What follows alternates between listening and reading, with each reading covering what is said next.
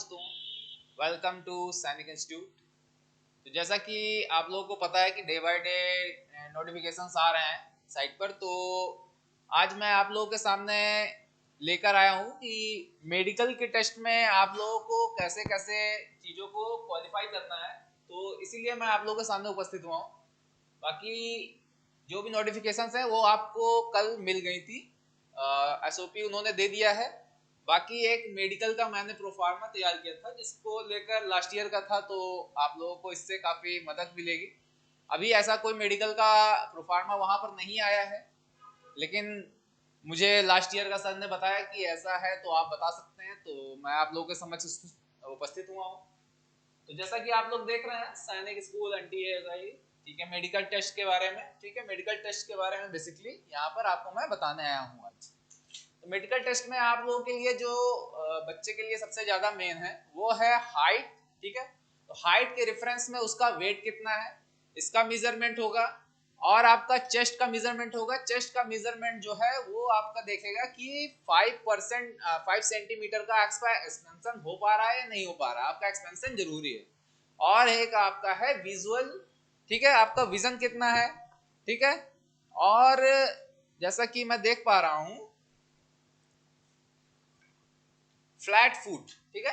Flat foot में मतलब आपका जो फुट है वो एकदम फ्लैट नहीं होना चाहिए। जब आप चलते हैं उसकी टेस्टिंग होगी। और आपके नी टेस्ट लिखा हुआ है, नी का टेस्ट होगा आपका कि उसमें किसी प्रकार की कोई प्रॉब्लम तो नहीं है, चलने में, फिरने में, दौड़ने में आपको कोई दिक्कत तो नहीं हो रही है। और आपका डेंटल टेस्ट होगा कि आपके दांतों में किसी प्रकार की कोई दिक्कत तो नहीं है, किसी प्रकार की बीमारी। और आपकी हियरिंग स्टैंडर्ड टेस्ट होंगे जिससे कि आपको देखा जाएगा कि आपको सुनने में तो किसी प्रकार की प्रॉब्लम नहीं है। तो जैसा कि यहाँ पर मेरे पास कुछ लिखे हुए हैं इंस्ट्रक्शंस, तो उनको मैं पढ़ देता हूँ आप लोगों के सामने। जैसा कि यहाँ पर हाइट का दिया हुआ है कि अगर आपकी हाइट है, ठीक है, हाइट और वेट का यहाँ पर इन्होंने रेशियो दे दिया है, ठीक है। तो हाइट जो है अगर आपकी 128 सेंटीमीटर है तो वेट जो है वो 22 केजी होना चाहिए आपका। 129 है,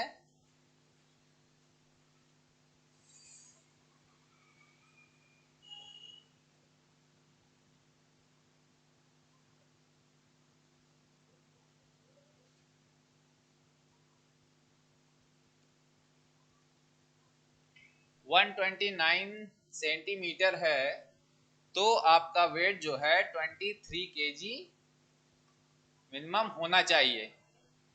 और अगर 130 सेंटीमीटर हाइट है तो वेट आपका 24 केजी होना चाहिए। एंड ऐसे ही रेफरेंस आपका जो है बढ़ता जाएगा। और इसी तरह आपका एक्सपेंशन मैंने बता दिया है, चेस्ट का एक्सपेंशन होना चाहिए।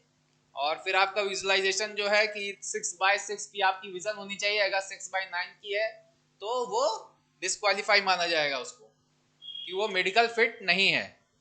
और फ्लैट फुट की जो बात है कि आपका फ्लैट देखा जाएगा, वो नीचे से आपका जब फ्लैट है तो उसमें जैसे आपका जो नीचे जो फ्लैट है आपका, तो ये फुट जो है वो नीचे से पूरा फ्लैट तो नहीं है। जब आप चलते हैं तो उसमें आपका कर्व इस टाइप में बनना चाहिए बच्चे का, पैर में यहाँ पे मतलब कर्व जो बनता है उस तरह बनना चाहिए। और बाकी आपका नी जो है उसमें किसी प्रकार की प्रॉब्लम नहीं हो जाए कि आपको चलने में कोई प्रॉब्लम हो, फिरने में कोई प्रॉब्लम हो। और हमारे सामने सर हैं तो वो थोड़ा सा आपको ज्यादा डिटेल में बता पाएंगे। प्लीज सर आइए।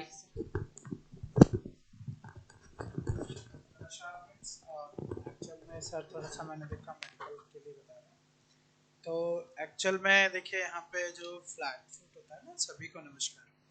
फ्लैट फुट का एक टेस्ट होता है, जैसे आप बड़ा सा पानी का लेंगे है ना, कंटेनर कोई भी हो, उसके अंदर आपको पैर रखवाया जाते हैं, ठीक है।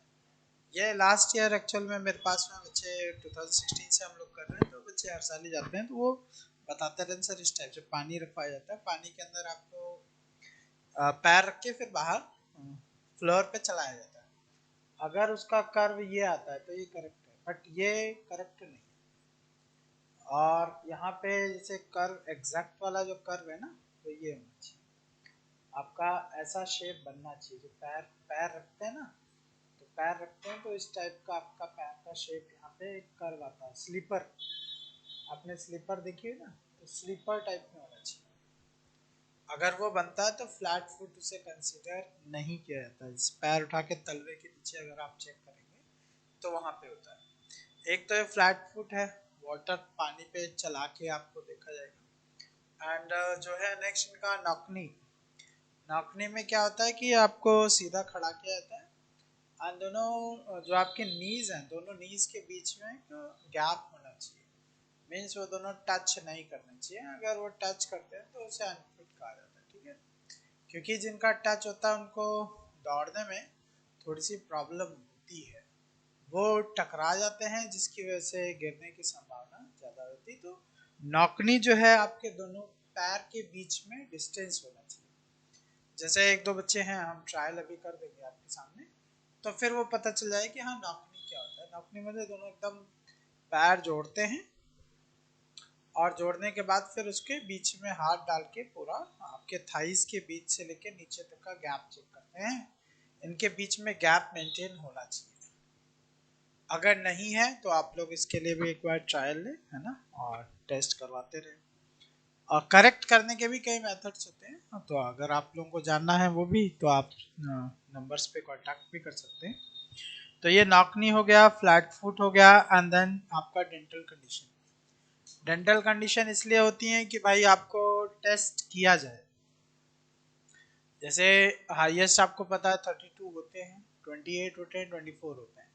जो आपकी एज क्लास 6 वाले बच्चे हैं उनके अंदर 24 होना चाहिए, 24 टीथ होने चाहिए। मैक्सिमम इट कैन बी 28, पर डिपेंड करता है, ठीक है। तो 24 28, इससे 28 आपके 9th वालों के लिए, ठीक है, this is for 9th class. But 24 is the fix, आपका 24 टीथ ही होने चाहिए। मे भी प्लस माइनस थोड़ा बहुत होता है। आपको जाने से पहले ये भी सजेस्ट किया जाता है कि हाँ टीथ क्लीन करवा के आइए, ठीक है। दांत आपके साफ होने चाहिए। ये नहीं कि हाँ पता चला कुछ भी है और दांत, मतलब before taking medical examination you need to take these things, okay. Height standard, height standard आपका जो अकॉर्डिंग टू हाइट आपकी वेट भी होनी चाहिए। कई बच्चों की एज काफ़ी ज़्यादा होती है, उनकी हाइट कम होती है। हाइट ज़्यादा होती है, एज कम होती है, बॉडी ग्रोथ भी होता है। तो इन सब सब चीज़ों को वहाँ कंसीडर किया जाता है, ठीक है। तो इन बातों को ध्यान रखिएगा, है ना। और उसके बाद में हियरिंग स्टैंडर्ड। आपका हियरिंग स्टैंडर्ड में जो मैंने मतलब बच्चों से ही सुना है अभी तक, हियरिंग स्टैंडर्ड में क्या होता है आपका ईएनटी, एक डॉक्टर होता है ईएनटी स्पेशलिस्ट। पहले डिफेंस में होता था तो हम लोगों को क्लियर पता है, हाँ ईएनटी स्पेशलिस्ट ही करेगा। स्किन स्पेशलिस्ट होता था एक, और एक नॉर्मल फिजियोथेरेपिस्ट होता था जो आपको करता था। क्योंकि पहले यहाँ लखनऊ में हुआ करता था तो हम लोग भी मेडिकल बोर्ड को विजिट करते थे। बट अब जो है ये डिस्ट्रिक्ट हॉस्पिटल में होना है। सारे के सारे मेडिकल जो हैं, लास्ट ईयर क्या हुआ था कि सबका मेडिकल लेटर जिन जिन का बच्चों को आ गया था, तो अप्रॉक्सीमेटली 36 स्टूडेंट्स के आसपास मेडिकल कॉल थी। तो मेडिकल कॉल में जाने के बाद में अनफिट 4 हुए थे और बाकी सारे फिट थे, है ना। और वो सारे के सारे कहीं ना कहीं अभी पढ़ भी रहे। हम लोग आपको क्लास के बीच में नाम भी बताते हैं कि हाँ ये बच्चा यहाँ था, ये बच्चा यहाँ है। तो एक जो मुझे याद आ रहा है कि हाँ स्किन का प्रॉब्लम था अपने इस टाइम पे, सन यही एपीएस में पढ़ रहा, आर्मी पब्लिक स्कूल, और पीजीआई का रहने वाला था सचिन। फादर का नाम सचिन है, हाँ बच्चे का नाम हेमंत सिंह है। तो जो भी लोग जानते होंगे पेरेंट्स तो जरूर समझ सकते हैं। हेमंत सिंह के जो है डर्मेटोलॉजिस्ट ने चेक किया था तो उसके स्किन में इचिंग थी, जिसकी वजह से वो कोरुकोंडा में होता, आंध्र प्रदेश। कोरुकोंडा में 4 हुए थे, 4 में से 2 फाइनल थे, 2 बाहर हुए थे। तो ये यहाँ पे इचिंग प्रॉब्लम थी जिसकी वजह से उसे हटा दिया गया था। तो स्किन स्पेशलिस्ट भी आपको चेक करता है, ठीक है। वो अपने कोर्स में लिख देते हैं फाइनल, हमें पता नहीं चल पाता है। तो एक स्पीच टेस्ट होगी। स्पीच टेस्ट में एक डॉक्टर एक कोने में खड़ा होगा, एक रूम होता है, ऑडियोमेट्री रूम होता है कम्प्लीटली। तो उसके अंदर क्या होता है, पोर्स बने होते हैं रूम के अंदर और ब्लैक टाइप में रहता है रूम। एक साइड में डॉक्टर की टेबल होती है और दूसरे साइड आपको बोल देता है भैया आप वहाँ चले जाइए, और पीछे से बोलता है, फुसफुसाता है कोई वर्ड्स और बोलता है क्लियरली आप सुन पाए, आपको बोलना होता है, एक तरफ डॉक्टर बोलेगा और दूसरी तरफ से आपको सुन के रिप्लाई देना है। इसी तरीके से आपको बोलने के लिए भी कहेगा तो वो स्पीच टेस्ट है।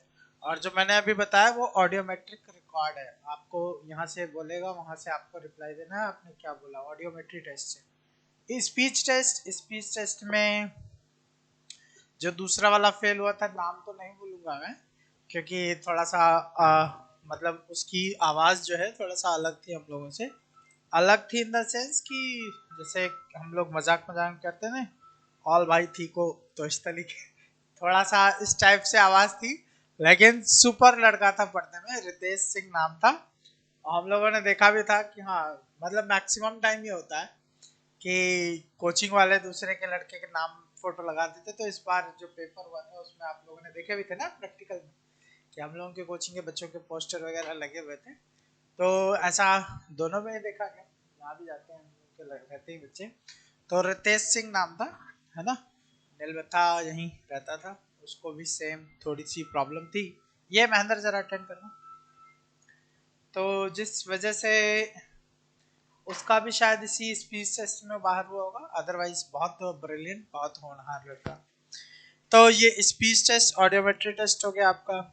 फिर डॉक्टर्स अपने आप साइन करके आपको एक कॉलम बना देता है, उसमें साइन करके आपको दे देंगे। उसी चीज को ले जा करके आपको विद डॉक्यूमेंटेशन, कौन से डॉक्यूमेंटेशन, जो आपका एकेडमिक रिकॉर्ड है, TC, marksheet, domicile, caste certificate. If you are belonging to defense, then PTO part 2 order. Part 2 order is the certification जो आपके वहाँ से बनता है, सीओ सिग्नेचर करके देता है कंपनी कमांडेंट। और इसके साथ में डेट ऑफ बर्थ सर्टिफिकेट चाहिए, आधार कार्ड चाहिए, 7 फोटोज चाहिए। This are the original documents जो आपको चाहिए आफ्टर मेडिकल एग्जाम स्कूल में आपको सबमिट करना। अगर आप सारी चीजें अच्छा हाँ, इन सब चीजों को आपको मेडिकल के टाइम ले जाना है। लाइन ध्यान दीजिए, मेडिकल के टाइम पे जो भी मैंने डॉक्यूमेंट्स बताए इनको आपको ले जाना है। बट एक स्पेशलिटी, जैसे इंस्टीट्यूट है, एक्सपीरियंस है, उस बेस पे लास्ट ईयर भी सौम्य विश्वकर्मा अगेन कोरुकोंडा, इसकी मार्कशीट एंड टीसी नहीं अवेलेबल पाई थी उस टाइम, तो शायद हम लोगों ने जून में मैनेज करवाई थी, जून में उसकी मार्कशीट एंड टीसी डिपॉजिट हुई थी सौम्य विश्वकर्मा। ओके, अगेन बहुत ब्रिलियंट लड़का, अच्छा लड़का, 1 ईयर चांस, 1 ईयर में सारे ही होते हैं, तो 1 ईयर का था लगभग, 1 ईयर लिया था इसने। और सौम्य विश्वकर्मा आपका कोरुकोंडा, ठीक है। तो इसकी मार्कशीट एंड टीसी के लिए टाइम एक्चुअल में वहां से लिया गया था, जिसकी वजह से उन्होंने टाइम दिया, और देने के बाद में फिर आपको बाद में हम लोगों ने डिपॉजिट किया था, ठीक है। और डेंटल हो गया, ईएनटी होगा, ईएनटी में आई, नोज एंड थ्रोट। एक्चुअल में आई स्पेशलिस्ट आपका विजन टेस्ट करता है, विजन आपका क्लियर होना चाहिए 6/6। जैसे सैनिक स्कूल लखनऊ जो है -2.5 एंड +2.5 वैलिड करता है, बट ऑल इंडिया सैनिक स्कूल ऐसा वैलिड नहीं करते। तो इन चीज़ों को आप ध्यान रखिए। एक नंबर्स की होती है टेस्ट, आई टेस्ट, विजन टेस्ट होता है। विजन टेस्ट में एक बुकलेट होती है, उसको भी आपको ट्रायल करते हैं सो दैट कहीं आपको कलर ब्लाइंडनेस तो नहीं है।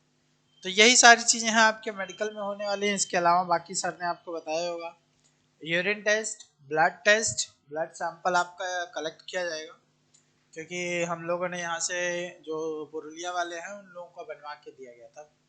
Blood test, urine test, chest का एक्सरे, ये 3 आपको मेडिकल रिपोर्ट ले जानी है साथ में।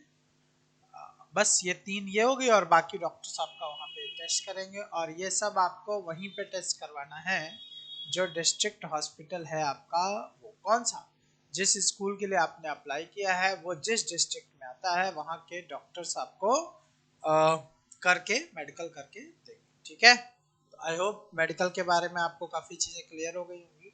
तो फ्लैट फुट बेसिक जो है, फ्लैट फुट, नॉकनी,